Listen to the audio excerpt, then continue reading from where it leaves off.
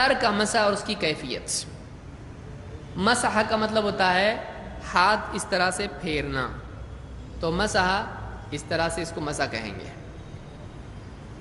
عبداللہ ابن زید رضی اللہ تعالیٰ عنہ صحابی ہیں، ان کی روایت میں ہے کہ جب انہوں نے وضو کر کے بتایا اور اللہ کے نبی صلی اللہ علیہ وسلم کا وضو کر کے بتایا تو اس میں الفاظ ہیں ثم مسح رأسه بیدیہ. تو انہوں نے یعنی اللہ کے نبی صلی اللہ علیہ وسلم، کیونکہ یہ وضو کس کا ہے؟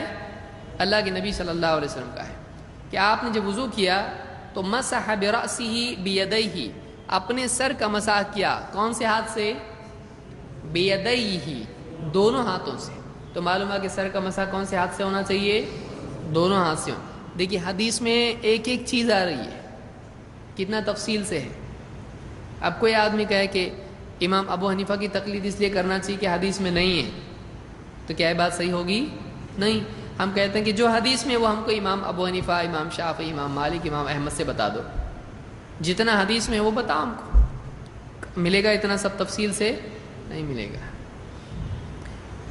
تو حدیث میں ہے. ہاں اگر کوئی چیز ہم کو نہیں ملتی ہے تو اس کے لیے عام آدمی علماء کی طرف رجوع کرے. یہ غلط ہے کہ صحیح؟ صحیح. لیکن یہ نہیں کہ حدیثوں کو اور قرآن کو چھوڑ دے اور عالم کی جو بات وہ بتائے وہ ماننا شروع کر دیں آنکھ بند کر کے. یہ بھی صحیح ہے؟ یہ غلط ہے، یہ غلط ہے. تو الفاظ ہیں کہ ثم مسح رأسه بیدیہ فاقبل بہما وادبر. تو وہ انہوں نے کیا کیا؟ آگے بھی کیا اور پیچھے بھی. کیا مطلب ہے وہ خود ہی بتا رہے ہیں. بدأ بمقدم رأسہ، سر کے شروع سے آگے کے حصے سے، مقدم آگے کا حصہ، آگے کے حصے سے انہوں نے شروعات کی. حتی ذہب بہما الی قفاہ. قفا کس کو کہتے ہیں؟ وہاں جہاں تک کہ سر میں بال جہاں تک نکلتے ہیں. آپ کے بال کہاں تک؟ پیٹ تک جاتے ہیں؟ نہیں، ختم ہوتے ایک جگہ آتی جہاں رک جاتے ہیں. تو گردن کا جو گدی جس کو بعض لوگ کہتے ہیں، تو یہاں آ کے جہاں آپ کی ایسا موڑیں گے تو جوائنٹ آپ کو ملتا ہے، وہاں تک ہی بال آتے ہیں. ذرا دیکھو آپ خود بھی. تو یہ یہاں سے شروع کر کے جہاں تک کے بال ہوتے وہاں تک وہ گئے.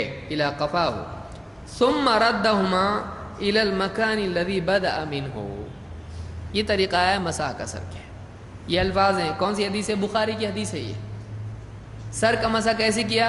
ادبر، یعنی اقبل و ادبر. تو اس طرح سے یہاں سے شروع کرنا دونوں ہاتھ سے. اور کچھ لوگ یوں کرتے ہیں، یوں کرنا. یہ کیوں چھوڑ رہا بھائی؟ کلمہ پڑھنا ہے بعد میں. بولتے نہیں پھر کان میں کیسا مسح کریں گے؟ تو کرنا پھر مسح اس کے بعد میں. یہ ثابت ہے کہ ایک انگلی چھوڑ کے کرنا ایسا ثابت نہیں ہے. اس لیے کرتے ہیں کہ ان کے نزدیک یہ پانی استعمال ہو چکا ہے اور استعمال ہونے والے پانی سے اگلا عمل نہیں کرنا چاہیے. تو ہمارے نبی اتنا عقل چلایا آدمی. اللہ کے نبی صلی اللہ علیہ وسلم نے بتایا ہم کو یہ انگلی الگ سے نکالو، نہیں نکالا. پھر انگوٹھا بھی الگ سے نکالو، نہیں سکھایا آپ صلی اللہ علیہ وسلم نے. بلکہ آپ نے بتایا ہم کو اس طرح سے پورے ساری انگلیاں جو بھی ہیں ان سے آگے سے شروع کر کے پیچھے تک جائے اور پھر کیا کرے؟ واپس سے آگے کو آئے. تو اس طرح سے آدمی سر کا مسح کرے گا، یوں کر کے واپس سے آگے آئے گا. یہ سنت ہے. اللہ کے نبی صلی اللہ علیہ وسلم کا یہی طریقہ ہے. مقدام ابن معدی کریم رضی اللہ تعالیٰ کی روایت میں ہے، فرماتے ہیں رأیت رسول اللہ صلی اللہ علیہ وسلم توضأ. میں نے اللہ کے رسول صلی اللہ علیہ وسلم کو دیکھا کہ آپ نے وضو کیا. فلما بلغ مسح رأسہ، جب اللہ کے نبی صلی اللہ علیہ وسلم اپنے سر کے مسح کے وقت پہنچے، یعنی سر کا مسح کرنے کا وقت آیا، وضع کفیہ علی مقدم رأسہ، آپ نے اپنی دونوں کفین اپنے سر کے شروع کے حصے میں رکھے اور فأمرہما، ان کو گزارا. امرہما حتی بلغ القفا، یہاں تک کہ آپ اپنی گدی تک پہنچ گئے. ثم ردہما الی المکان الذی بدأ منہ، پھر واپس سے ان کو لوٹایا اسی جگہ پر جہاں سے شروعات کی تھی. سمپل. کوئی مسئلہ ہے اس کے اندر؟ بہت علمی گہرا حدیث جنگل ہے، سمجھ میں نہیں آتی حدیثیں، کیا ہے اس میں؟